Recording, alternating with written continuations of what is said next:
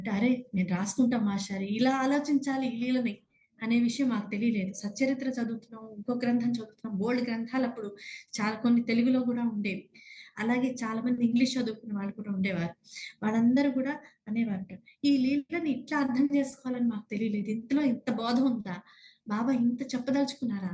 అది మేము రాసుకుంటాం మాస్టర్ గారు మీరు చెప్పేటప్పుడు" అని చాలా మంది చేతి రాతలు రాసుకున్నారు. ఆ తర్వాత షిరిడి వెళ్ళినప్పుడు శివనేశన్ స్వామి వీళ్ళందరూ కూడా గ్రంథం రాస్తే బావుంటుంది నువ్వు. నీ దృక్పథం చాలా బావుంది అని చెప్పినప్పుడు బాబా నుంచి రాసి ఆయన ఫస్ట్ సంస్థానానికి సమర్పించారు మాస్టర్ గారు. మీరు పబ్లిష్ చేసుకోండి అని.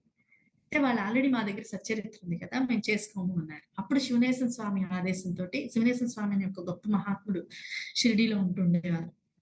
ఆయన ఆదేశంతోటి బాబా ఇచ్చినటువంటి నిదర్శనాల వల్ల ఆయన సాయి లీలామృతం గ్రంథం రాశారు. దాంట్లో ముఖ్యంగా ఏమి ఏంటి ఆయన చెప్పింది అంటే ఇవాల్టి మన సమస్యలకి బాబా ఎట్లా రిలవెంట్.